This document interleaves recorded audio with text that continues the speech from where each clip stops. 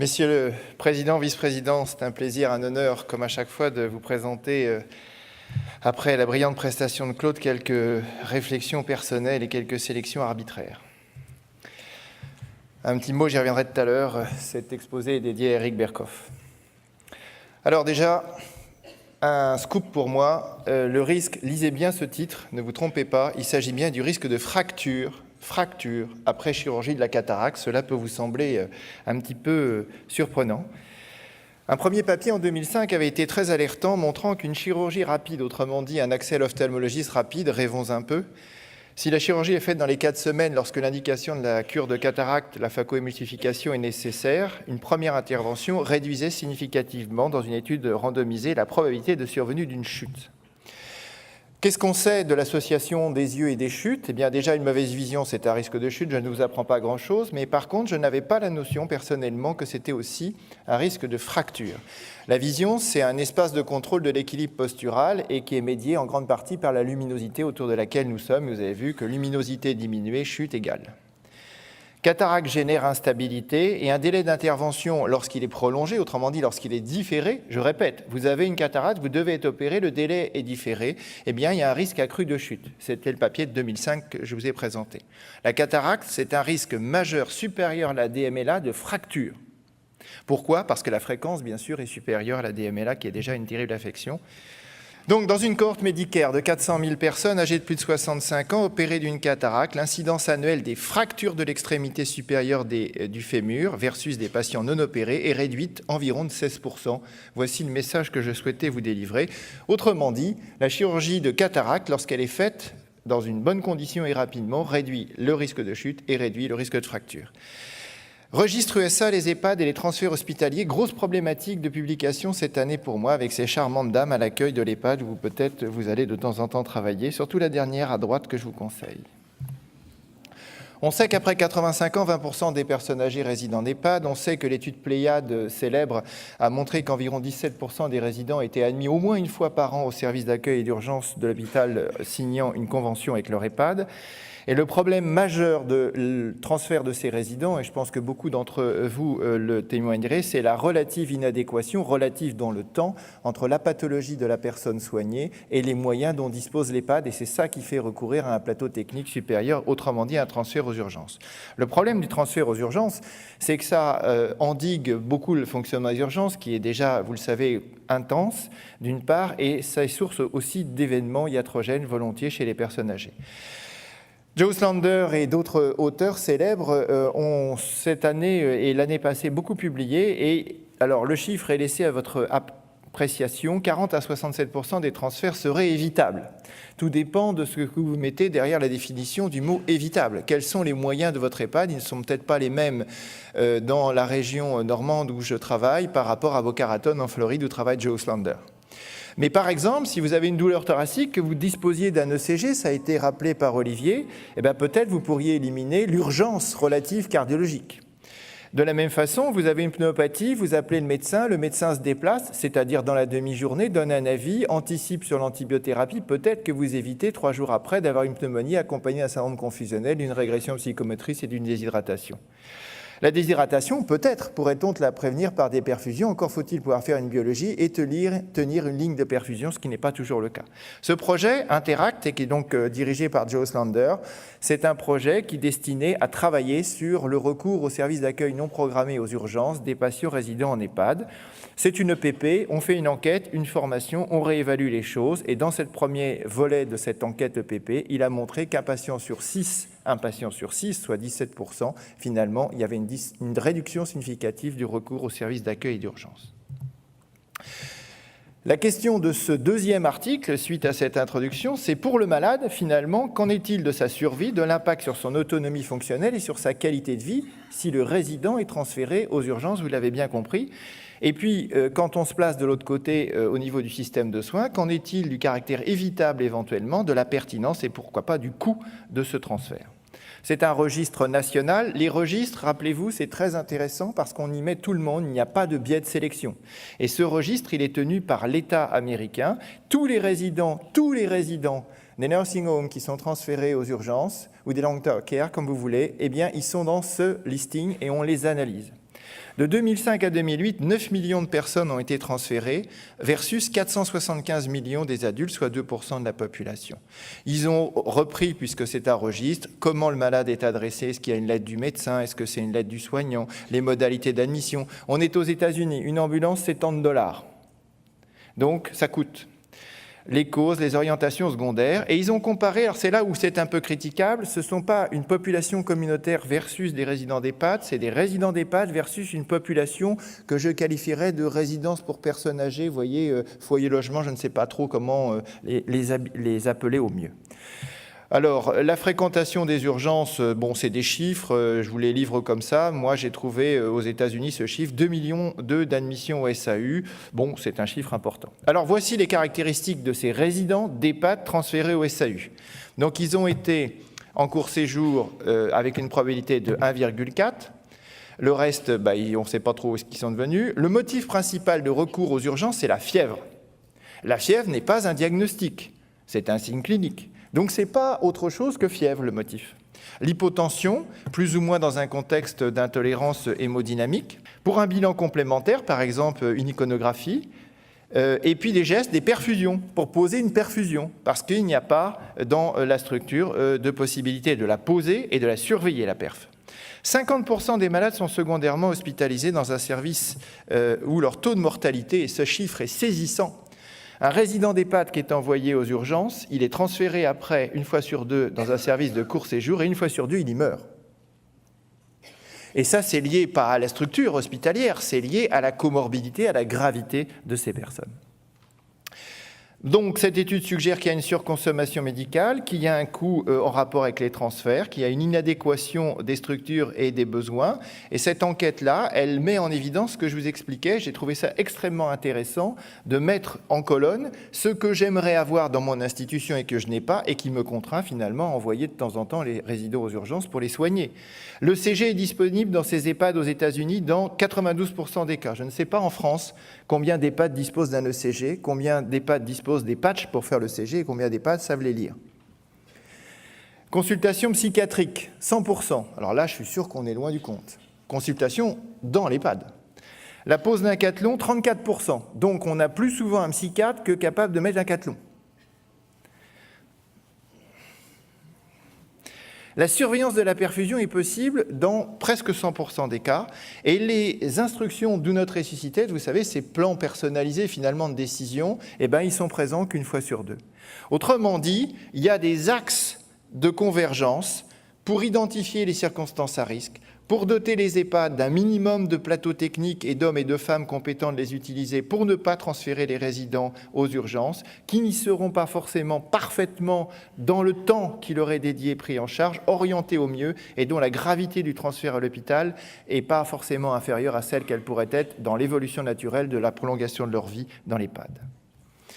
J'adore cette photo, médecin de campagne, États-Unis, 1952. On sent qu'il rentre d'une lourde journée ou alors d'une réunion de CME qui a duré un peu longtemps sur l'épaule. Il est déprimé.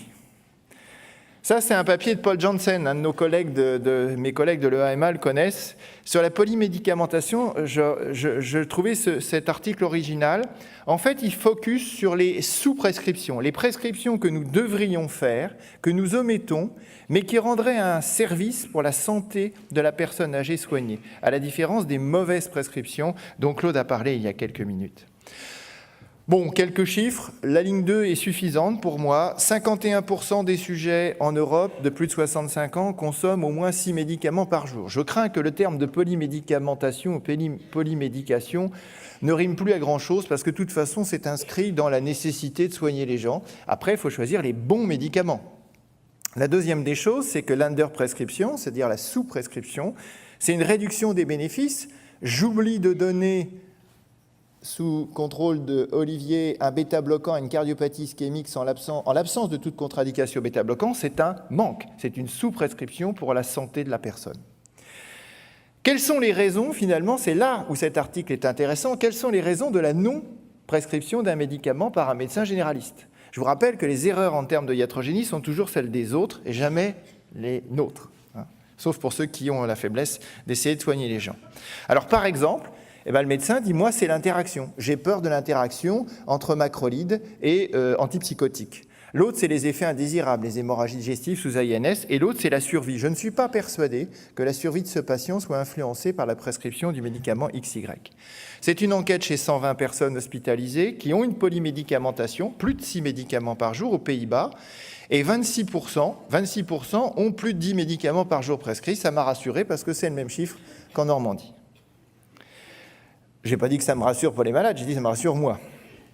La prévalence, premier chiffre, de la sous-prescription, ça c'est très intéressant. Pour moi, je ne le connaissais pas. 4 fois sur 10, 4 ordonnances sur 10, vous avez au moins un domaine de sous-prescription. Qui sont dans le domaine de l'insuffisance cardiaque dans 40%, dans le domaine du diabète dans 40%, dans le domaine de la cardiomyopathie ischémique, je vous ai mis un exemple de bêta-bloquant 1 fois sur 2, et dans le domaine de l'ostéoporose, en prévention secondaire ou primaire de l'ostéoporose fracturaire dans 43%. 4 fois sur 10, les ordonnances, il y a au moins une sous-prescription, et les grands domaines, c'est le cœur, l'os, le diabète et l'insuffisance cardiaque. Vous retrouvez sur cette diapositive, sur la colonne de gauche en jaune, le nombre de sujets parmi les 123 qui n'ont aucune sous-prescription. Ceux-là, ils sont parfaitement pris en charge. Et vous retrouvez donc les 40% qui sont en bleu, qui ont une sous-prescription. Et vous voyez que le chiffre qui m'interpelle, c'est celui-là. En vert, dans 2 tiers des cas, la sous-prescription est légitimée par le médecin comme étant une sous-prescription volontaire. Il dit « Je ne suis pas d'accord pour prescrire le bêta-bloquant car il a une espérance de vie très réduite, il n'observe pas bien son traitement, il refuse de le prendre. » Ça est vrai par exemple pour la prescription des anticoagulants encore actuellement prescrits avec les contrôles des biologies régulières. Il y a des effets indésirables, je ne veux pas de ça, etc. Vous voyez les conditions que le médecin allègue pour dire « je ne prescris pas ». Dans 2 tiers des cas, c'est majoritaire. Donc finalement, 4 fois sur 10, la sous-prescription. Dans 2 tiers des cas, elle serait volontaire, je l'ai mis au conditionnel. Personnellement, quand j'oublie quelque chose, c'est pas sûr que je dis peut-être, mais pas sûr. Cardiovasculaire métabolisme. Alors la polymédicamentation, c'est mal, ça coûte cher, c'est une erreur, mais il ne faut rien oublier. C'est une pensée que je vous soumets. Si tous les hôpitaux étaient comme ça, on y ferait plus de garde, enfin en ce qui me concerne. Et sur la partie droite, une petite horloge de la maison qui m'a déprimé. Je vais vous dessiner un cercle, mettez tous les chiffres et marque-copier le bouton pression. Donc ça n'a pas bien marché, et cette image a pour moi l'objet de vous présenter un joli papier qui va dans le sens du message que nous réitérons depuis des années. Certes, nous ne disposons pas de traitement curatif des syndromes démentiels et volontiers de la maladie d'Alzheimer, mais faire le diagnostic, c'est tout un tas de conséquences, parmi lesquelles il y a le recours non programmé au système hospitalier qui ne rend pas toujours service à ces patients. Et cet article, il a pour objectif d'analyser le taux d'hospitalisation dans une cohorte que je vais vous présenter en 1 minute. Quand je développe une maladie démentielle, est-ce que finalement je recours plus vite au service hospitalier, sachant que si je ne suis pas diagnostiqué, ce qui est le cas 1 fois sur 2, peut-être aussi vais-je au service d'urgence. Donc une détection précoce, j'ai bien dit une détection, je n'ai pas parlé de dépistage, je parle de détection comme c'est recommandé, des syndromes démentiels est nécessaire, nous en sommes tous convaincus, d'autres spécialités médicales dans nos hôpitaux ne le sont pas. La prévalence, elle est assez fréquente, juste 20% des gens de plus de 80 ans, c'est plus que des problèmes de santé publique que peuvent être d'autres maladies alléguées dans les hôpitaux.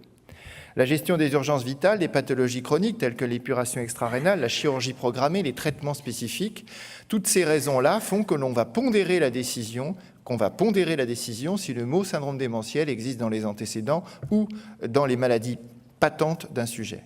L'association de démence, elle est connue avec les chutes, elle est connue avec la malnutrition, j'aurais pu rajouter avec les pneumonies. L'espérance de vie d'un malade dément, ne l'oubliez pas, est réduite de 50% par rapport à un malade non dément. Et puis, bien sûr, le projet de vie, les directives anticipées doivent s'inscrire quand le mot démence existe dans une vie. On sait aussi qu'un malade avec syndrome démentiel, il est un peu exposé au risque de confusion, il est un peu exposé à un risque de déconditionnement physique, à un risque iatrogène, je vous prie de m'excuser pour la faute d'orthographe, et à un séjour prolongé. Et donc la question de cet article, c'est dans une cohorte, lorsque je développe un état démentiel, est-ce que finalement je vais avoir un recours à l'hôpital plus volontiers marqué? C'est une cohorte de sujets de plus de 65 ans. Au départ, 0 démence dans cette cohorte. C'est une population communautaire âgée en moyenne de 75 ans. On suit ces personnes et on les réévalue tous les 24 mois. Ils étaient 3000 et donc vous voyez, à la fin, il y a 2 bras.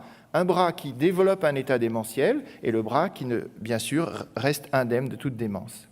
Le suivi médian de cette cohorte, c'est 8 ans. L'incidence de la démence, c'est 16%. Vous avez les chiffres. Intéressez-vous à la partie droite de cette diapositive où les chiffres sont en jaune. En gros, quand je développe un état démentiel, ma probabilité de recourir à l'hôpital pour des raisons XY est significativement augmentée, multipliée par 1,4. Par contre, ces hospitalisations, une fois 1,8, sont plus volontiers évitables. Autrement dit, on retombe dans la problématique que je vous ai présentée. Il était clair que ce monsieur, cette dame qui vient d'être hospitalisé pour un accident iatrogène parce qu'il a plus de 80 ans, ce qui est à l'origine d'une hospitalisation sur 5 en France, eh bien c'est parce qu'il est dément. Vous savez, 3/4 de comprimé de Préviscan le lundi, un demi-comprimé le mardi, l'INR à 7 le jeudi, le diagnostic c'est maladie d'Alzheimer. Et cela après ajustement de l'âge, du sexe, des comorbidités. Et j'attire votre attention aussi sur ce point-là. L'hospitalisation non programmée d'un malade récemment diagnostiqué comme étant affecté d'un état démentiel s'accompagne d'une surmortalité tout à fait conséquente. Les maladies qui font recourir ces gens, c'est les angores, les pneumopathies, l'insuffisance cardiaque gauche, la déshydratation et les infections. Pour moi, ce papier, il confirme nos impressions et c'est un clou supplémentaire pour nous de dire « vous ne pouvez pas négliger cette condition de syndrome démentiel dans le projet de soins d'une personne âgée qui est à son domicile », c'est cette étude, mais pourquoi pas, nous l'avons vu il y a quelques minutes, en EHPAD. Ça, c'est un point très important. Les hospitalisations multiples, c'est des complications directes de la maladie, des pneumonies, des chutes, des états confusionnels. La gestion des maladies, elle est considérablement plus complexe chez les patients déments que chez les patients non déments. Je parle des maladies chroniques à haut niveau thérapeutique.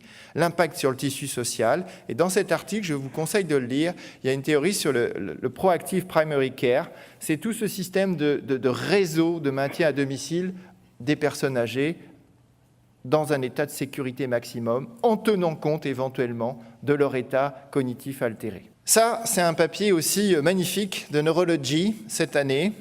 Moi, si on m'avait dit il y a 30 ans que je lirais Neurology, j'aurais pensé que c'était une plaisanterie. Mais vous allez voir, ce papier, il est tout à fait séduisant. Quoi de neuf en gériatrie? En 2003, je faisais déjà ça en Normandie. Et ce papier-là, il était magnifique. C'était le papier de Kili Pelto qui montrait à 50 ans que quand vous preniez une cohorte non démente, et que vous suiviez cette cohorte, le fait d'avoir une HTA systolique, le fait d'avoir une hypercholestérolémie, le fait d'avoir un statut ApoE4, epsilon 4, eh bien, c'était une probabilité de démence incidente accrue, chacun des facteurs multipliant par 2 la probabilité d'acquérir une maladie. Et c'était cette théorie du facteur vasculaire qui, finalement, est le starter, peut-être, de survenue d'une maladie démentielle, et la célèbre étude Sister l'a confirmé par la suite. En 2011, on dispose de moyens supplémentaires. La pression artérielle peut toujours être mesurée, le diabète toujours recherché, le syndrome métabolique cher Agile, bien sûr. On peut toujours demander aux gens âgés, j'avoue que je ne le fais pas systématiquement, s'ils fument encore. J'oublie un peu cette dimension. Et puis, ils ont donc pris une cohorte à l'âge médian, 54 ans. Je suis tout à fait en dessous, très largement en dessous de cette cohorte. Est-ce que finalement, lorsque j'ai des modifications de ces statuts d'état vasculaire, est-ce que c'est corrélé à ma probabilité de développer un trouble cognitif? Est-ce que c'est corrélé, et c'est là où cette étude avance, avec l'imagerie cérébrale? Et est-ce que les troubles cognitifs et l'imagerie cérébrale sont corrélés entre elles? Donc c'est une ambition très importante. C'est la cohorte Framingham qui a débuté en 1948. Ici, c'est le groupe qui est rentré dans l'étude en 1971. Moi, j'aime bien, je passais mon BEPC. L'entrée dans la Grande-Bretagne du marché commun, j'ai retrouvé ça sur les chiffres. La réalisation conjointe, donc de bilans répétés, tests neuropsychologiques, IRM cérébral. On exclut les déments au départ, bien sûr, et on exclut les antécédents d'AVC cliniques. Et on va donc s'intéresser à une population, vous avez compris, de 54 ans, ils vont aller suivre pendant plusieurs années, et on va à l'IRM mesurer le volume cérébral, les hypersignaux de la substance blanche, et une estimation du volume hippocampique par les cornes hippocampiques. Je me suis fait expliquer ça par un neuroradiologue qui est un témoin direct du volume hippocampique. 1350 personnes, 54 ans, 53% de femmes, la parité est préservée dans cette étude.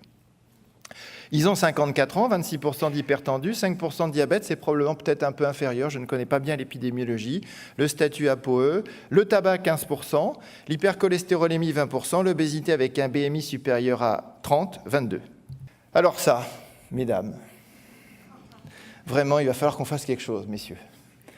Le volume cérébral au cours de ces IRM successifs diminue plus vite chez les garçons que chez les femmes. Le vieillissement s'accompagne de modifications structurales cérébrales et des tests cognitifs, et les marqueurs de modification imagerie et cognition sont parfaitement corrélés. Alors si on rentre un peu dans le détail, voilà ce que l'on trouve. Sur la colonne de gauche, vous avez l'hypertension, le diabète, le tabac. Et vous voyez, les croix, plus, signifie que j'ai plus d'hypertension, j'ai plus d'hypersignaux, ça ne modifie pas mon atrophie hippocampique ni mon volume cérébral. J'ai plus de diabète, j'ai plus d'atrophie hippocampique, plus de volume cérébral diminué. J'ai plus de tabac, alors ça tilte dans les 3 cases.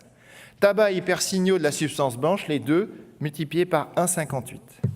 Donc les modifications structurales cérébrales sont corrélées aux troubles mnésiques, et dans ces tests neuropsychologiques dont je ne vous donnerai pas le détail, c'est un certain nombre d'exécutifs que nous connaissons comme étant la clé d'entrée dans cette pathologie démentielle. L'obésité est un facteur de 1,4 associé à un déclin rapide des fonctions exécutives.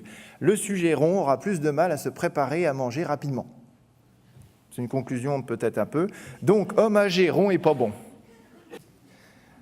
Très belle étude, à mon avis, qui conforte l'ambiance de fond, facteurs de risque vasculaire et modifications structurelles cérébrales et fonctions cognitives, corrélation aux tests neuropsy, attention au tabac à l'âge médian, et les vaisseaux égale fonction exécutive égale précoce altération de la maladie d'Alzheimer.